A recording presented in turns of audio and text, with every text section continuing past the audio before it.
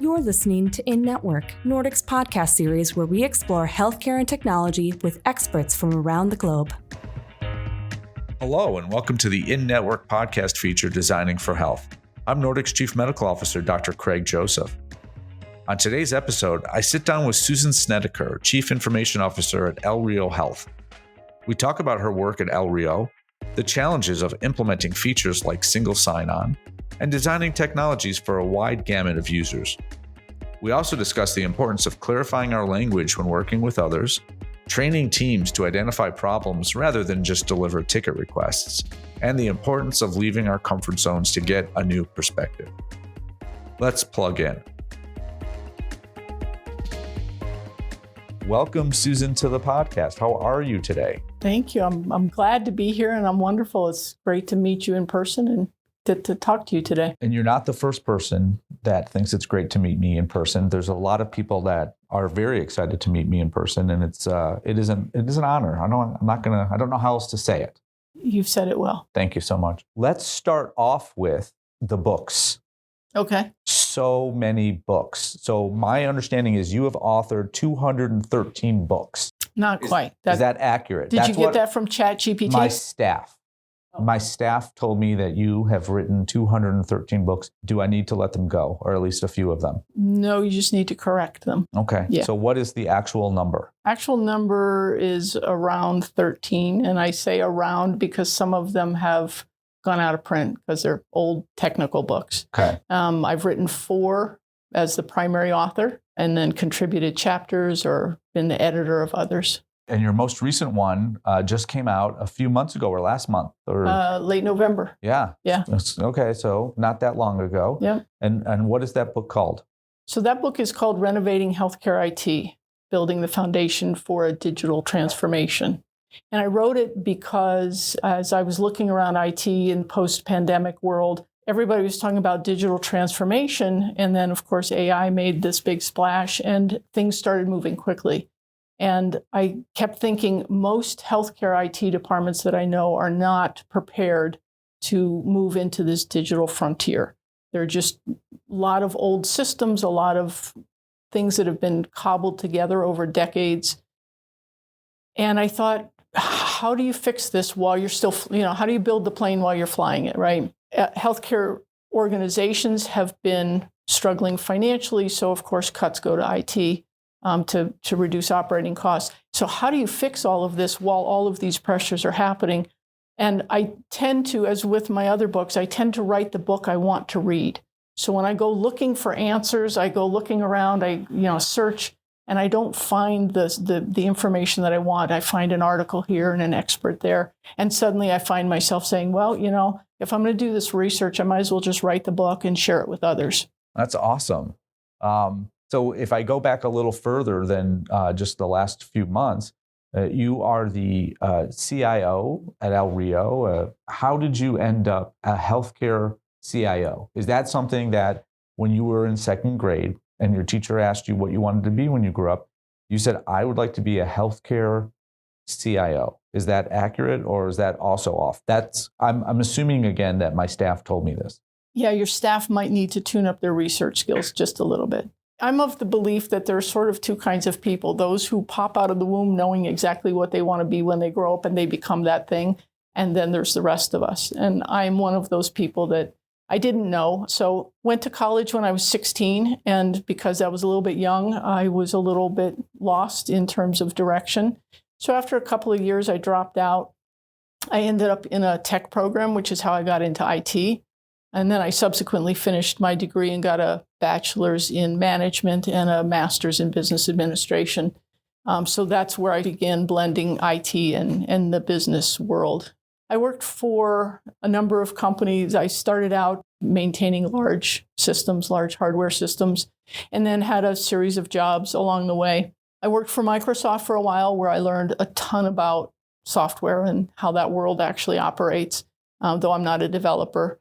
And I worked for a software startup company after that also gave me good insights into how software interacts with humans and vice versa. And then I had a series of opportunities to work for companies and start my own companies and consult. So I feel like I've been the employer, the employee, and the consultant through all of that. And as a result, I think it gave me this broad view of things that's been super helpful in progressing my career. As a consultant, I got an engagement with a healthcare system to kind of come in and rehabilitate one of their IT departments. But through that, I was then offered a position. And I thought healthcare's IT is kind of an interesting space to be in. So I accepted the position. When the CIO position here at El Rio was opened, it was also while the organization was undertaking an Epic implementation. And so I think I hit the sweet spot because I had been through an Epic implementation. I had all of those requisite skills. So I was fortunate to be able to become a CIO here, and I've been here about 3 years. Excellent. All right. And everything has gone along smoothly, it sounds like, and no hiccups, no problems. All of your projects are on target, under budget, and outperform the goals. Is that also accurate? Here or in my career? In your entire life? My entire life. That's pretty accurate, actually. All right. Well, yeah. you're good. But we've had a few missteps along the way for sure. So one story that when we were preparing, you told me about was a single sign-on. Oh yeah. Now, for those listeners who are not experts in healthcare IT, it's convenient when you have to go from terminal to terminal or from computer to computer to not have to put in your username and your password and anything else that we need. And so single sign-on is supposed to make it easy. I either take my phone and I wave it near something, or I take one of my ID cards and wave it near something. And so you were implementing a single sign-on solution, which is, again, generally users love that because it makes their lives easier. But there were some problems. Yeah, it was interesting because we had designed the project, obviously, to meet the user's need, which was the quicker sign-on in especially in hospital setting. That's pretty important to be able to tap in and out in all kinds of environments. We're working with the vendor, and the vendor was pushing us really hard to do a big bang rollout. And our clinical friends were also pushing for a big bang rollout because they said, well, we don't want to have one type of sign-in here and a different type of sign-in there. And it would be too confusing. And I do remember thinking, not that confusing. It's just more annoying if you have to keep, putting in username and password, but it's not confusing. So that was an interesting lesson in use of language, right? And how things are portrayed in different environments. We listened to the vendor and we decided to go big bang. And about 4 days into it, it was clear that it was just blowing up in our faces. So I said, stop. So we paused and I brought the team into a big conference room. And I said, okay, we have a big mess on our hands. It's all fixable. So let's get down to why this is happening. What did we miss?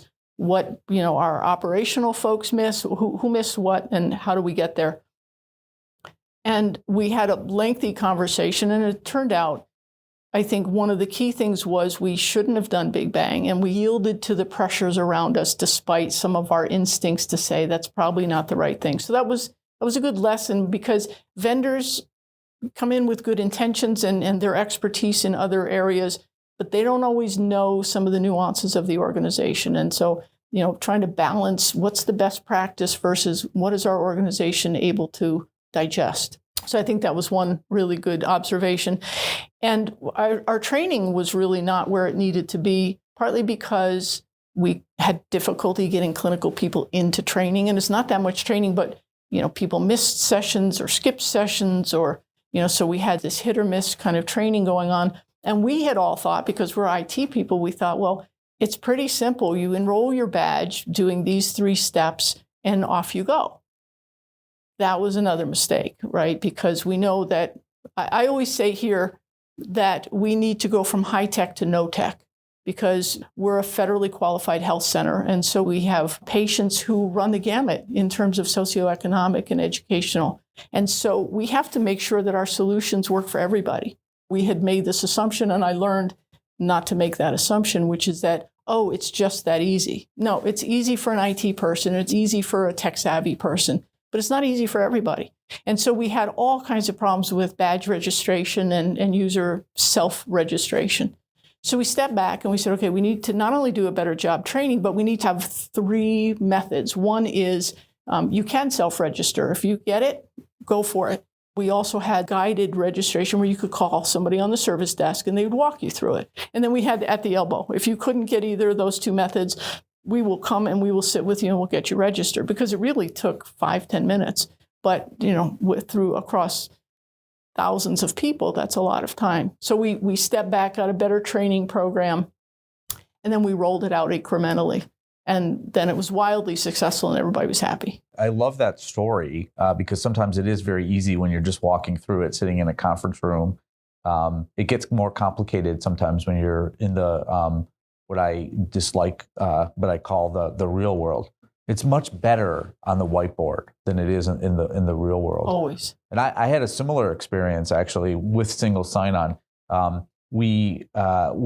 Everything was great, and our physicians were doing e-prescribing of controlled substances, which took us up a notch in terms of the security now, because now we had the DEA to deal with, and we needed multiple factors of identification. And everything was great, but then an emergency room doctor, lost his prox card, his security card, his ID, and we didn't have a good solution for that because we didn't contemplate someone losing their card, and there was software that let us use other things to authenticate that person to let them get them back in. But for that shift, that ER doctor had to go to someone else and have him or her prescribe their controlled substances, and so that was kind of interesting. It is kind of a life lesson, though, after those things happen, that you do have to, just discussing it in a conference room, even if you have the right audience, which often we don't, but even if you do have the right audience, sometimes you really need to walk around and also think about what about those ER docs that work at night, or the hospital, if you have a hospital that you're dealing with a 24-hour deal, you're going to have employees. Right. I mean, I don't think you can really understand how technology is used without seeing it being used. And it doesn't mean that if you walk around and you observe all these things that you'll say, hey, what if this ED doc loses their badge in the middle of the night, right? We might still overlook some of those contingency things, but some of the obvious things are pretty glaring when you step out and you say, oh, well, so why is this prox reader buried behind the monitor underneath the counter where actually you can't easily get to it? Why? Who installed it that way and why? Right? Those little things can be overcome just by observing. Right. And a lot of times people know, oh, that one's been broken for 6 months. Oh, who did you call? I don't know. But yeah.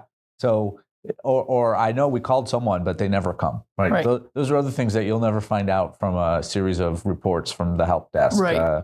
You're gonna find that kind of walking around. Exactly. I've seen. I've done these tours before where someone's like, why is that essential piece of equipment not plugged into an uninterrupted power source, because the outlets were red for those, Yeah.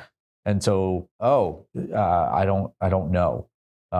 Again, you're only going to find that out by walking around. You had another story talking about a monitor when you were in charge of biomedical engineering. Yeah. And I want to hear the story because I think it clearly talks about, or kind of clarifies some of the issues with language that different people coming from even from the same background have different ideas about what they're saying. And I'll just stop and let you tell the story. Yeah. So as I told you, I was in charge of the biomed department, and I had hired this woman to direct the department. She was highly competent, really smart, great person. And she had been there maybe a couple of months, and she was in my office and we were talking about something. And we started disagreeing about something, and I actually don't remember what it was, but it got more and more heated, and she dug her heels in more, and I dug my heels in more, and we kind of got to this stalemate. And I'm thinking, okay, I'm the leader here, I'm her boss, so I have to resolve this situation somehow. And I thought, I need to take a different tact. Whatever I'm saying or doing isn't getting it moving forward.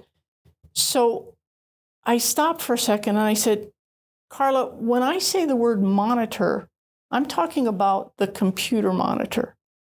And her face just kind of lit up and she said, "Oh, I was talking about the cardiac monitor." And at that moment, it dawned on me that when we use shorthand like monitor, it's like, what exactly are you talking about? Because in biomed world, there are a lot of different kinds of monitors, and we were not talking about the same thing. And that was a really good lesson for me because it was, even though I'd worked in healthcare IT by that point for, I don't know, some number of years, 5 or 6 years, it really opened my eyes to the difference between a more clinical perspective. Because she was bridging that world, because she was high tech with all the biomed stuff, but she was still coming from a more clinical perspective. And I thought, okay, this is really important for me and for my teams when we're having conversations, when we're putting together project plans, to not assume that we have a shared understanding of different words and really to get super clear, because she and I were able to work it out. But I've seen a lot of meetings where people go away with either a sense of disagreement or an actual disagreement because they don't get it. And so, I've worked since then what I call myself the translator in chief, because I sit in these meetings between clinical and business and IT, and I have to translate. And I seem to have this ability to listen to what people are saying and not saying, and say, well, wait a second, I think what you just said, they just said, only use different words. And being able to pull that together, I think, is really one of the key jobs of a CIO today. Yeah, I love that. And I feel like that's the job of a designer, Oftentimes they're the ones that have to kind of do that translation. And I think it's super hard for them. That's a hard job because you have to take what people are telling you they want and what they need, and then you know what you can deliver, which is often not what they want, and sometimes not even what they really need. It gets them part of the way there. Right. And so that idea of being translator in chief, I think it's spot on. I also feel like with the translator in chief job description, you're unlikely to be replaced by ChatGPT, because an AI, that's probably not something that an AI is going to be able to grasp. That, when the physician comes at this very same problem from one perspective and the nurse is looking at it from a different perspective, when we're both looking at the patient or the issue in front of us, we have very different understandings of what's involved. I remember asking a physician when they were moving from paper in the hospital to an electronic health record. And I said to him, how do you get a lab to be done, performed? How do you get? And he said, oh, it's very easy. I go over here to this piece of paper in the chart, and I write the lab, like CBC or sed rate or whatever. And then I flag it to say that there's an active order that needs to be addressed or seen by the clerk or the nurse. And then if I'm being good, I'll take that chart and I'll put it where it's supposed to go so someone sees it. He didn't say the rest, which is often he's not that good. And then he gets upset because his order was never taken off or it wasn't done in a timely fashion. And most of the time it's because he didn't put it somewhere where someone could see it. But anyway, even if he did that, and I said, okay, so that's great. So then what happens? And he said, well, I wait a few hours and the results in the computer. And I'm like, yeah, so what is your perception of how that happened? And ultimately, we both came to the same conclusion. It's magic. Right. It's magic. He had no clue, and nor did he care. It's magic, and I expect it to happen, and I know how long it generally takes, and that's as much as I wanted. But that certainly, you can't have that kind of conversation about talking about workflow or designing a new tool or new software application with that kind of magic understanding. You got to get it down into detail where it's actually actionable and you can do something with it. Right. And, a designer or even an IT analyst is going to have to dig under those covers because they need to get at the root of what the physician needs, but they also need to then get at the root of what the nurse needs and what the phlebotomist needs and what the lab needs, right? And each of those have to connect seamlessly. And that's the beauty and the art and the challenge of the work. So how did you had an aha moment in this conversation about the monitor. At some point you're like, wait, I think we're talking about different things. Right. Any clue when you go back in your mind, how did you come to that conclusion? Why didn't you do what I would have done, which was start screaming and say, do it my way, darn it, which is, again, hopefully I wouldn't have done that, but I have to say that would be my predilection. So was there anything that made you like, why am I arguing with her about this when I think it's obvious? I think for me, whenever I see disagreements in rooms, I stop and think something's not being understood. Mm-hmm. So I think my first instinct is to just assume there's a misunderstanding. Now, there are times when we will absolutely not agree, but there seems to be more clarity around real disagreements. And this didn't seem that clear. And I just kept thinking something's not lining up. And so it has taught me to, when things don't seem to be running smoothly, to step back and say there's a disconnect or a disagreement somewhere here that if we clarify, I bet we get on the same page.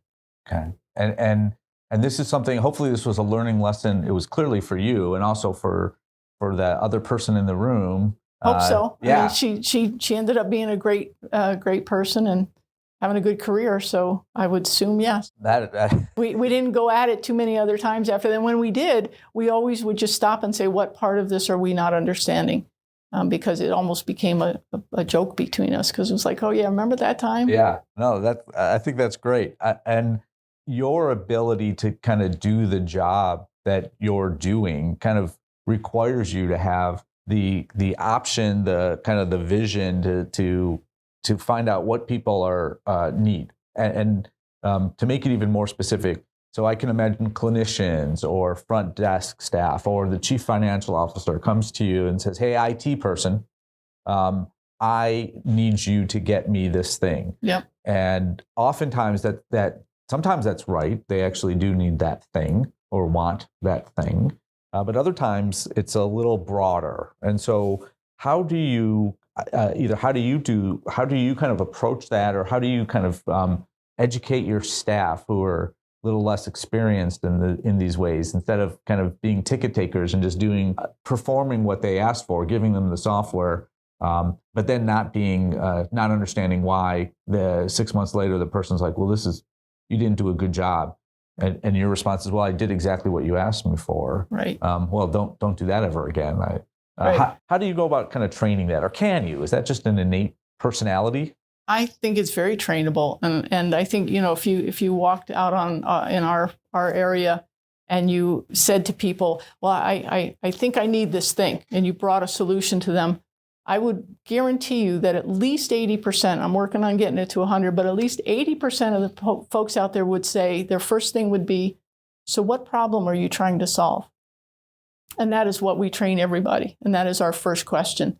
And a lot of times what we'll get is not exactly the first answer being the right problem, right? But it gets us along the path of understanding what they're trying to accomplish. Because I feel like when someone comes and they say, I need this thing or I want this thing, they have a perception about their problem and they have a perception about the solution. And they are sometimes right and sometimes terribly wrong. And if IT sits there and just acts like the order taker, we will get it wrong at least 50% of the time, guaranteed. Because end users always have a legitimate problem they're trying to solve, but they're wildly creative. And so often by the time they come to IT, it's morphed into a couple layers of something different. And so we have to get in there and help unwind that and really just sit down and say, really, what problem? And then use a little bit of the lean technique, ask the 5 whys, and just keep saying, okay, so why is that a problem? Okay, so why is that a problem? And then we get to the place where they can actually describe the problem that they are having. And then we can redirect to the right solution. And maybe they did come with the right solution, and maybe they didn't. And maybe we can say, there's actually a fix for that, and then it's a training issue, right? We find that a lot as well. So asking and probing and kind of getting down. You've told me that it's important for your staff to listen very carefully to what's being said. Also important to listen to what's not being said. What are some examples of information that you're lacking because they didn't say something? I think it's usually an awareness issue. So if somebody comes asking for a thing, again, the good example is because they don't know that this feature exists in the software. They missed training that day, or they forgot about it, or it was never shown to them, or whatever. So they're asking for this thing to be fixed or this solution. And they're not saying, I don't know how to do this thing, right? So those kinds of things. I find that, in times of change, because I've gone through 2 epic go-lives now, so the biggest change problem is that people lose their expertise. And I think that's the one thing that we really don't address very well, and we underestimate it. So people become experts at doing the thing they've been doing. They've been doing it for a year or for a decade or more. And suddenly we say we're going to change the way things are. And the biggest fear is people losing their sense of expertise. And to me, that's the number one failure of almost every one of the IT projects that fail, is that we don't address that. We don't help people become more expert sooner, which is insist on demonstration of competency. And so we send somebody to training and they say, yep, I got it, or they passed the little quiz and off they go. No. Can you show me in the system how you do this thing? And then reinforcing that repeatedly until it becomes the new muscle memory, until they rebuild that expertise. And so the resistance to change and the resistance to using technology proficiently is the fear of losing expertise. I feel like you're looking at me and you're looking through me. You're being kind, but there's one group of your users who are the absolute worst at this, and that is physicians. We're not good at acknowledging in front of. I'll grant us this. Generally, it's in front of patients. We don't want to look dumb in front of patients because they naturally, or maybe not fairly, but naturally come to the conclusion, well, if you don't know how to use this technology or whatever workflow we're talking about, then how do I trust that you know how my heart's supposed to be working, or why I have this strange rash? And so they kind of have to fake it, or at least go outside and try to figure out what's wrong. And so I find that physicians are okay in front of nurses. Sometimes even in front of IT staff, mm-hmm. to be honest, and say like I didn't go, or I don't remember, or maybe they never taught me. But I know there's got to be a way to do this thing, right? And so that fear of losing our expertise. We were really experts when we came out of residency in whatever either system we were using, or if it was paper, even being knowing that this is how the system works because this is how I was trained. But kind of just popping into a new system or a new anything. And it's funny because they again, I'm going to say we physicians really don't want to go to training. Right. Because A, it's a waste of time. It's not, but they think it is. And we're pretty smart. We can figure stuff out. But boy, they never would we assume like, hey, well, I've got this new saw for an orthopod. Oh, well, I'll figure that out in the operating room. Is it close to the saws that I'm using now? Well, yeah, it's got teeth and it's made of metal, so sure. Well, I'll figure it out. That would never happen. Right. But it often happens with things like IT and other workflows, and we think that it's fine, but it's not fine, and it has repercussions throughout. Right, and physicians are users like everybody else in the sense that some are very high tech and some are very low tech, and they run the gamut in terms of their ease of use with technology. And so we have to make sure that we're addressing people where they are, whether it's physicians or our patients. It's the same thing. We were fortunate here when we were going through our go live to really focus on provider competency. And we had a great provider leadership team that drove that really hard. And that was one of the keys to our success in this implementation, because we had providers very well supported, very well trained, very well prepared to use this new EHR. And we had highest physician satisfaction of probably most Epic customers right out of the gates and to this day for that reason.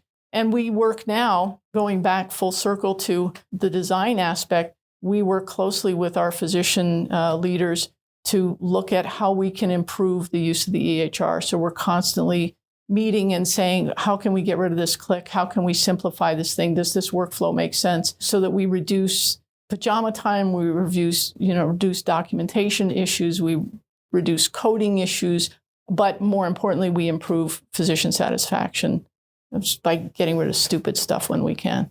Yeah, it's it is good. And sometimes stupid stuff was not stupid when it was created. Right. Sometimes it is. Sometimes it is.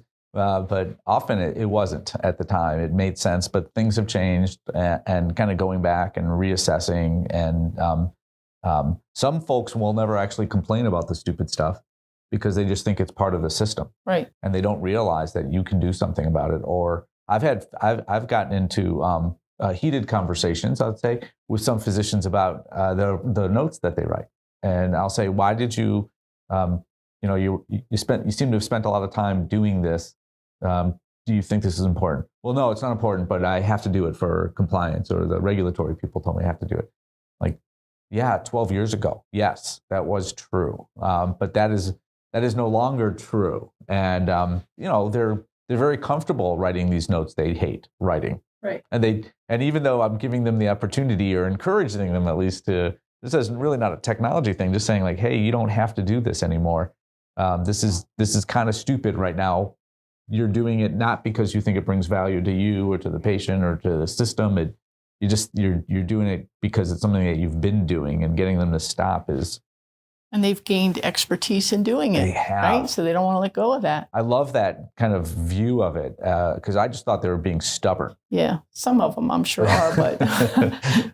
But yeah, they've got expertise. I'm rethinking now, actually, because of this new opportunity you've provided me, about people who I've said, I've watched them do a particular workflow, again, in an electronic health record. And afterward, I've said to them in the way that I can, I don't recommend a lot of people say this, but I said, hey, if someone asked me to design the worst possible way of getting this thing done that you just wanted to get done, how could I possibly do it with the most clicks, the most kind of mental energy?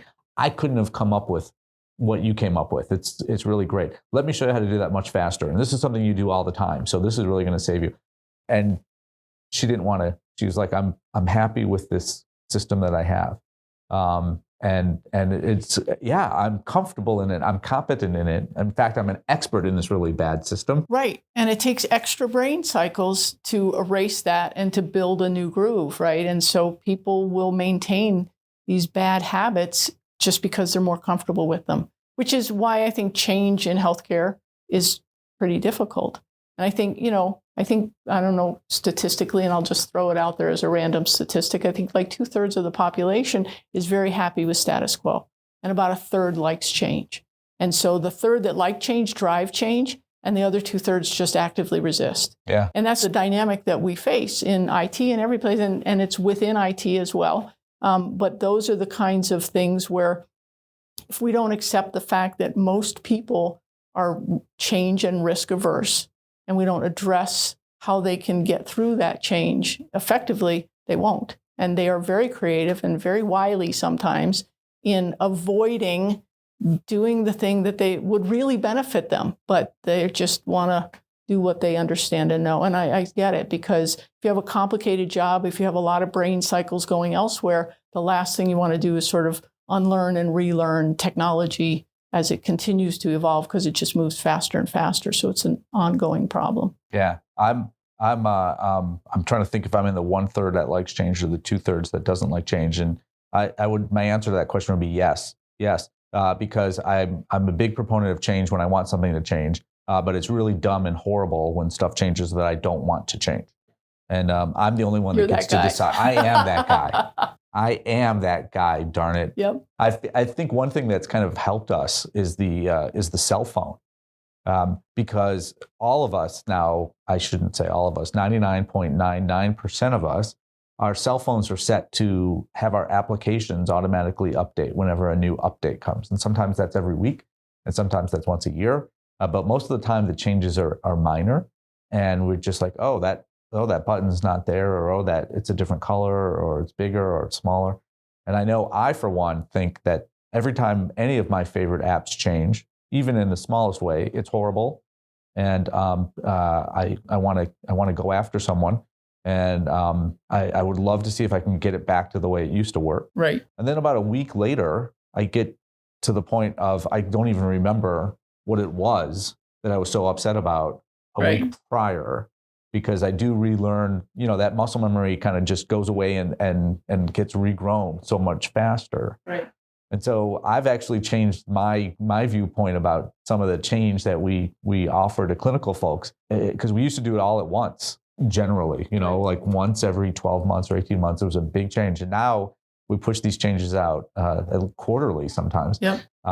And it's not a big deal. And people get upset sometimes, even though you tell them about the change. And but if you go back to them a month later, almost everyone's like, yeah, I don't even know what it was that I was upset about, but I'm sure I had a good reason to be upset. Right. Well, and I think it also goes back oddly to this sense of, expertise loss, because if you're doing quarterly updates, which we will be starting this year, the changes are smaller, but they're frequent. And so you don't build expertise around the thing that changes 18 months later. And so this continual minor change is a whole lot easier to accept, because to your point about cell phones, you can gain that expertise much more quickly. These small little changes, I might be offended that no one asked me before they changed the button, but then I get over myself and then I use the new button and I'm fine. And I actually realize that there's a lot more benefit to it and I'm happy. And that process just repeats through those smaller updates. And I think that's actually one of the ways to overcome some of the resistance to change. Yeah. And let me just be clear. If I'm unhappy with it, it's because it's wrong. Absolutely. But for Understood. most of us, it's just because it's a change, and Right. and we're a little bit scared. One thing I think that you've said has been part of your secret sauce is that while you have a gorgeous IT area with lovely cubicles and great kind of peers for all of your staff to kind of talk to and bounce stuff around, from time to time you make them leave this very comfortable area and walk around. Right. So I can imagine some leaders saying, well, listen, I'm paying these people to answer the phone, I'm paying these people to help us implement a new module or to change some functionality, and having them go out, especially when no one's complaining, doesn't make a lot of sense. And so, why do you do that? Are you specifically not caring about the resources of the healthcare system for which you work? Let's just get it out now. Let's get that on the table. Let's get it out, Susan. Let's talk about it. Let's be honest. You just don't care. Is that fair? That wouldn't be incorrect. That would be incorrect. That would be incorrect. Okay. When I worked at the hospital system, it was particularly interesting because it's a massive building with lots of hallways, and it kind of started with, let's go take a walk, right? Let's have a meeting while we're walking around just to get moving. And then I realized that for example, some of the infrastructure folks never left the server area, like ever. And I was like, I would talk to them and say, well, have you ever seen a cath lab? Have you ever seen a hybrid OR? And they're like, no. I'm like, there's the coolest technology in these things. You have to come see them. And so we would go to these specialized areas, to the MRI machine. Have you ever seen an MRI machine? Have you ever seen the cath labs are, of course, particularly cool. So we'd go check out all the stuff. And we'd go into an empty room and, we'd point out all the cool technology. And then we'd talk about how does this connect to the network and where does this connect to the server and how does this information show up in the EHR? And so start connecting the dots that way. And so I got the infrastructure folks first, who had been mostly locked in IT, to walk around the building and see these things. And then we went from the really cool stuff to the less cool stuff, like how does a nursing unit work? And, if let's go look at the ICU and let's look at how all the equipment in there is running on the network and why that's important, that we have good wireless coverage, that we have security, that we have all those things. And so it just became part of our routine to just go walk around and to look at stuff. And we would do these just little walkabouts. And on the application side, same thing. Of course, we had informaticists, so they were out there quite a bit. But our builders, at that time, they were two different teams. The builders would sit in IT and they would build what the informaticists told them. And they thought everything was peachy. And we're like, no. Let's go out and watch this being done now. So you built this thing. The informaticist said, this is what the nurse or the doctor or whoever needs. Now let's go look at it. Let's watch it in action. So that when they build something, they say, oh, that's not going to work. because they understand, they can see how the work is being done out there. And same thing is true here. We have clinics instead of, nursing units, but the same thing. How are the patients being treated? How are they waiting in the waiting area? Is the technology working for them? How are the receptionists and how are the MAs and the providers using the technology? What does that look like? Are people happy? Are they frustrated? Are they angry? Because you can tell a lot just by observing the workflow, not sitting over somebody's shoulder necessarily and watching them type on the computer. And so it's a really important part of IT, and everybody here knows that that's an expectation to get out and about from time to time.